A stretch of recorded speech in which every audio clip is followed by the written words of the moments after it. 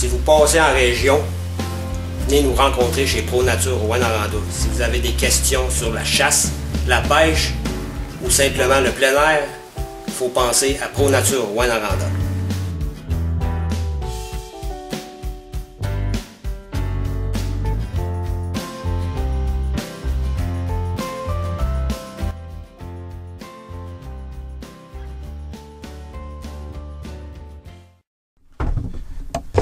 Salut tout le monde! On est ici pour jaser ATC, dispositif d'assurage, gris-gris 8. Puis dans le fond, tout ce qui se ramène au dispositif d'assurage. Donc j'ai fait une chronique avec CFNJ, puis je pensais que ça serait pertinent de continuer avec une vidéo. Puis beaucoup plus aussi visuel là, comme chronique, à vrai dire. Donc ça va permettre un peu de mieux comprendre les différents systèmes puis de les voir là, avec une vidéo de cette sorte-là. Si vous vous demandez c'est quoi mon téléphone ici à gauche, c'est simplement pour le son. Je fais un petit test, voir si en même temps ça sort mieux le son avec le téléphone ici à côté. Donc, on y va. En gros, il existe, aujourd'hui, là, on va se le dire, là, il existe deux systèmes. Deux systèmes ou deux classes d'appareils d'assurage qui est soit le tube, enfin un tube, dans le fond l'ATC, on va tout le temps, la plupart des gens appellent ça un ATC. Mais un ATC, je pense que ça vient simplement de Black Diamond, qui voulait dire Air Traffic Control, qui est une petite blague dans le fond qui va avec le but de l'utilisation d'un assurage de la sorte. Et il y a qui est un dispositif passif en passant. Et il y a les appareils dynamiques, dans le fond, dynamiques à freinage assisté, tel le gris-gris. Écoute, c'est le premier et le plus populaire. Il y en a pas mal d'autres variations aujourd'hui. Je pense que Trango en fait une, DMM en fait une, je suis pas sûr. Mais Wild Country en fait une, ensuite Rock Exotica en fait une, aussi une variation d'un système à freinage assisté. Dans le fond, qu'est-ce qui va arriver dans ce système-là? C'est qu'il va y avoir une partie qui va bouger, une partie mécanique, qui va venir appliquer une certaine force sur la corde, qui va t'aider à faire la friction qui est nécessaire pour arrêter la chute de ton grimpeur. Donc, grosso modo, un système de grimpe, là, ou un setup de grimpe, il va avoir l'assureur qui est en bas avec une corde. On peut dire ici que c'est la corde, dans le fond, qui va à l'assureur. Et il y a le grimpeur. La partie du nœud, on va dire que c'est le grimpeur. Donc, il y a le grimpeur qui grimpe, ou qui est en moulinette, ou qui est en haut, ou peut-être en rappel aussi, effectivement. Mais là, on va se faire une situation de grimpe. Puis il y a l'assureur qui, lui, est relié au grimpeur par le relais en haut, la corde passe, ou par les protections qui sont sur la paroi, avec un système d'assurage. Le fonctionnement d'un système d'assurage, d'un dispositif d'assurage, c'est tout simplement la friction. Peu importe le dispositif, le freinage assisté va sembler avoir une partie mécanique qui va aider à la friction et aider l'assureur, dans le fond, à appliquer la friction. On passe la corde directement dans le système ici, dans le tube, par exemple ici, et on va venir attacher ça au harnais de l'assureur avec un mousqueton. Et quand le grimpeur va chuter, cette manière-là, le tout va se serrer, dans le fond, cette manière-là, et la corde va frotter tellement que ça va freiner la chute du grimpeur. Avec une simple force, une petite force dans le fond de l'assureur sur la corde. Tout dépendamment du positionnement qu'on donne aussi, la friction est augmentée. C'est ce qui fait en sorte qu'un dispositif d'assurage fonctionne.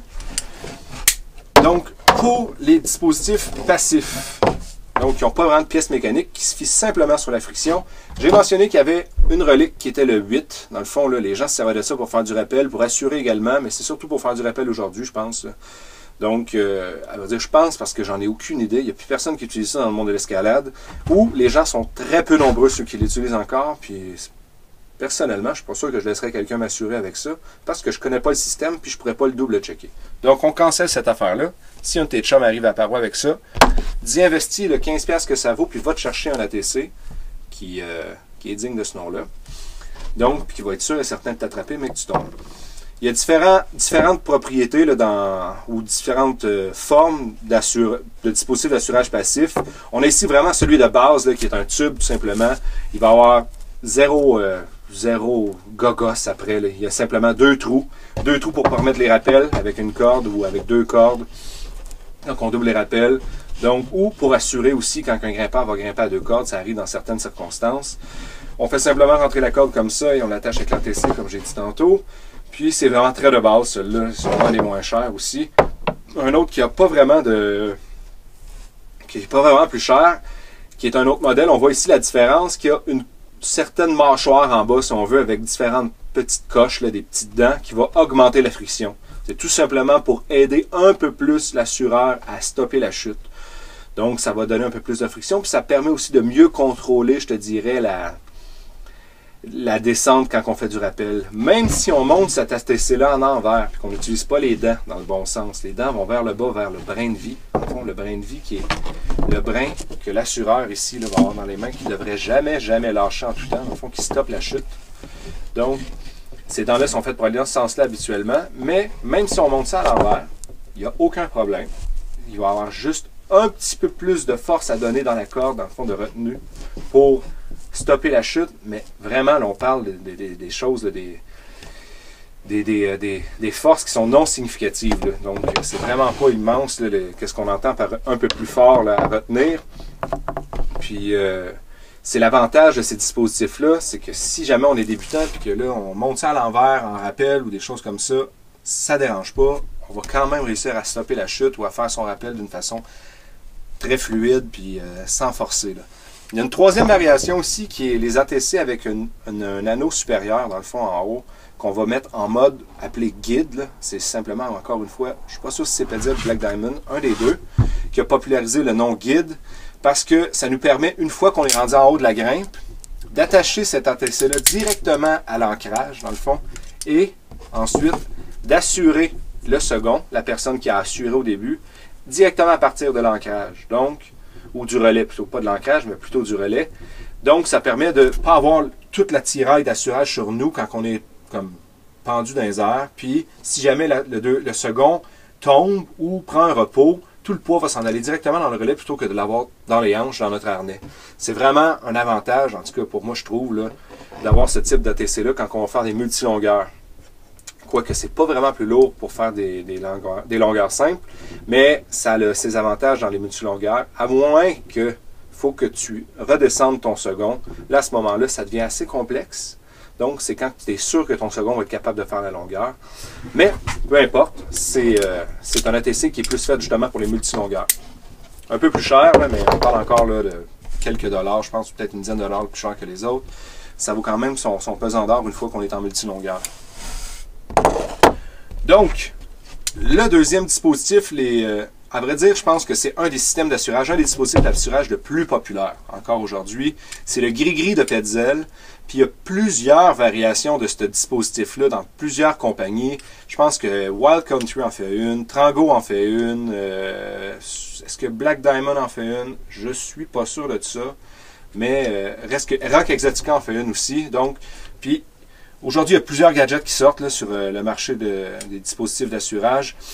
Puis il va y avoir des choses qui vont être différentes de ça. Il y a même des dispositifs d'assurage qui marchent par inertie maintenant. Là. Donc, ils vont avoir un peu sur le même principe qu'une ceinture de sécurité. Quand on va tirer vite, dans le fond, il va y avoir un système qui va s'engager, puis il va stopper la chute. Donc, ça permet même à des personnes très novices ou qui ne sont pas assez vigilantes. Là, mettons que tu vas grimper avec quelqu'un qui a un gros déficit d'attention, ben tu peux y passer cette chose-là, puis ça va être sûr qu'il va prendre ta chute. Donc, il y a moins de risque d'erreur avec ces dispositifs qui sont nouveaux là. Parce qu'avec le gris-gris, qu'est-ce qui arrive? C'est qu'il y a un simple sens pour l'utiliser. On voit ici, là, il y a des dessins directement dessus pour être sûr et certain que tu t'en souviens à chaque fois que tu l'utilises. Dans le fond, que la corde passe dans un seul sens pour le grimpeur. Hop, ici, comme ça. La corde au grimpeur va vers le haut. Encore un dessin à l'intérieur. On referme le dispositif. On met un mousqueton. On se l'attache au harnais et on barre le tout, dans le fond. Mais qu'est-ce qui fait ça? C'est un peu plus fluide dans le fond pour donner de la corde. Et quand on va tomber, hop, ça se barre comme ça. Il y a un système de cam qui s'engage, puis il augmente la friction vraiment d'une façon incroyable. Et ça permet même, si tu lâches le brin de vie par hasard, de capter la chute, dans le fond, d'attraper la chute. Mais il faut que ça soit tout engagé parce qu'on regarde ici, juste si j'enlève un peu de pression, la corde continue à circuler dans le dispositif d'assurage. Donc, c'est quelque chose qui permet de donner moins de force, ce qui est moins fatigant de côté quand on travaille une voix, dans le fond, avec quelqu'un. Puis, ça permet aussi, là, dans le fond, d'avoir les deux mains libres quand une personne se repose pour 5 minutes, par exemple. Prendre des photos aussi, ça peut être vraiment pratique. Pour descendre en rappel, c'est sûr que là, ça prend certaines techniques qui sont différentes de celles qu'on utilise habituellement, qui vont être descendre sur 2 brins, la corde pliée en 2, dans le fond, sur un système passif. Mais ça se fait quand même. Puis, c'est un dispositif qui est très populaire, surtout pour les longueurs simples, dans le fond, pour aller faire de l'escalade récréative d'une journée, sans aller, par exemple, en multilongueur, en montagne ou des choses comme ça. Un dernier point aussi qui serait important, ben, il y a nécessairement le prix que je n'ai pas discuté. Ça va coûter 100 quelques dollars. Comparativement à ça, je pense qu'il y en a jusqu'à 15 dollars. Donc, c'est sûr que tu peux investir pour avoir de quoi, si tu fais de l'escalade sportive, principalement. J'irais peut-être plus avec ce type d'engin-là. Quoique tu peux pas t'en sortir ben sans avoir ça dans ton kit. Là. Ça te prend un ATC, un dispositif passif. Puis, au final, donc, si tu fais de l'escalade à la longueur d'année, c'est sûr que ça va te prendre un ATC parce que ça, il y a des risques que ça gèle, dans le fond, le mécanisme. Puis, si jamais tu finis par faire trop confiance à cette affaire-là, tu peux te faire prendre, dans le fond, puis échapper ton partner qui est en train de grimper puis qui chute tout à coup. Donc, je conseillerais plutôt d'y aller avec un premier dispositif, un ATC. Puis, si j'avais à faire un choix, ce serait l'ATC normal, puisque tu vas faire surtout de l'escalade de longueur simple en débutant. Puis un jour, si ça te tente, de l'acheter directement, hein, l'ATC Guide, il n'y a rien qui t'empêche parce que tu peux le pratiquer chez vous après ça, puis ça devient un outil vraiment intéressant. Donc, à chacun son choix, tout dépendant de tes goûts, puis de qu'est-ce que tu vas faire comme activité. Donc voilà, c'est fini pour aujourd'hui pour les dispositifs d'assurage. Va sur devoir.ca, écoute sur le blog, puis si jamais tu as des questions, pose-moi-les là-bas. Ça va me faire plaisir de répondre. Je vais essayer de faire un article qui va aller avec ça, donc ça va être là sous peu. On se voit à la prochaine.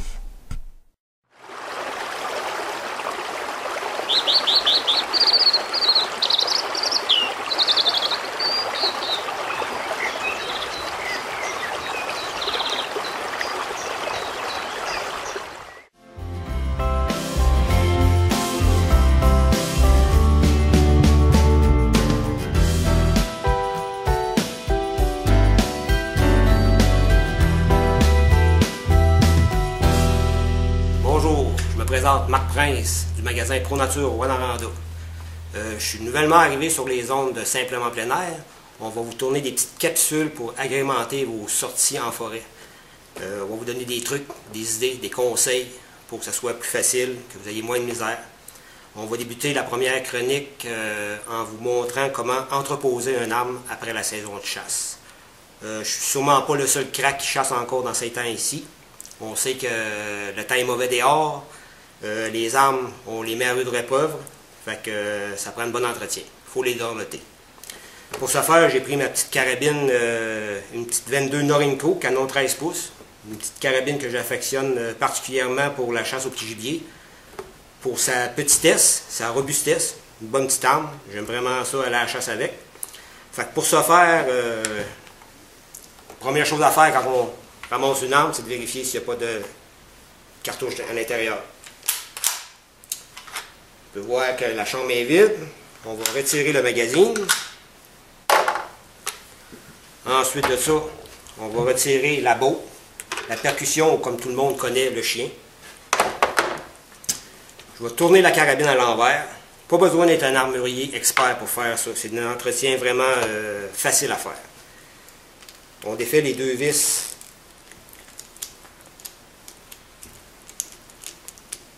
qui sont sous la carabine.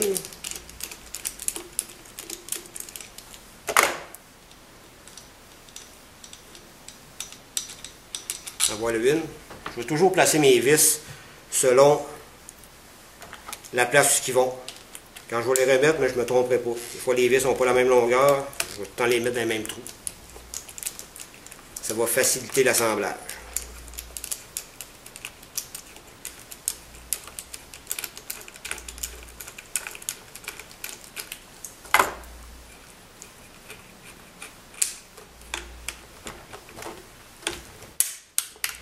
Et voilà pour la deuxième. On revire l'arme. Tout ce qu'on a à faire, c'est de séparer la crosse d'avec le canon. Comme on peut voir, le mécanisme, qui est ce qu'on appelle la détente, reste avec le canon. Pas besoin de faire ça. Je vais vous montrer comment le nettoyer simplement et efficacement. Vous pouvez déposer l'arme sur une petite serviette. On va protéger la lunette pour ne pas envoyer de solvant dessus. J'utilise les produits Remington, disponibles en magasin. Ça, c'est un solvant. Lui, qu'est-ce qu'il fait? Il va liquéfier tout ce qui est poudre, coque, poussière, tout ce qui peut avoir encrassé votre arme. On en vaporise généreusement.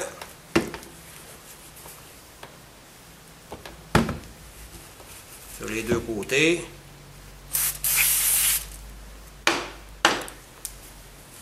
Normalement, on va laisser travailler le produit quelques minutes. Pour la cause, on va le faire plus rapidement. J'enlève l'excédent avec une petite guenille. Ensuite de ça, un petit coup d'air.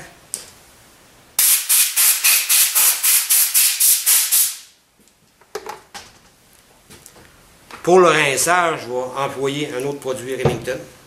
C'est un cleaner. Ça ressemble beaucoup à du brake cleaner. C'est un produit qu'on peut vaporiser là-dessus. Ça sèche seul. Ça fait vraiment un bon nettoyage. C'est pour enlever les restants de résidus du solvant. Je vais protéger encore mes lunettes. Je vaporise le cleaner.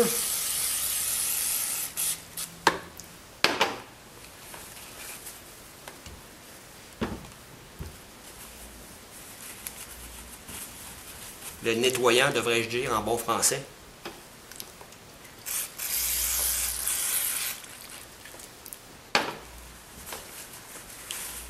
Ça, par contre, pas besoin d'attendre. Je vais enlever l'excédent pour que ça soit plus rapide. Je vais prendre une petite brosse douce où je vais aller frotter les aspérités où je ne peux pas me rendre avec la guenille. Faire sûr qu'il ne reste rien de débris, que ce soit des pines de sapin, de la poussière, des résidus de poudre, peu importe. Un autre petit coup d'air.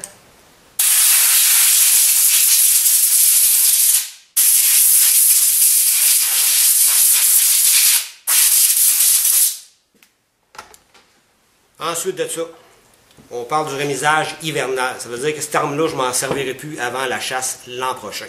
Ce que je vais faire, c'est que je vais la lubrifier avec de l'huile pour éviter la corrosion. Je vais mettre une huile sur toutes les pièces.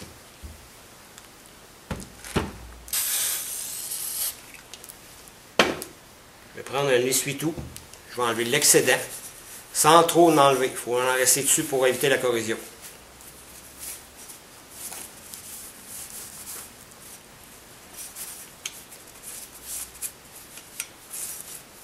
Et voilà, pas plus long que ça.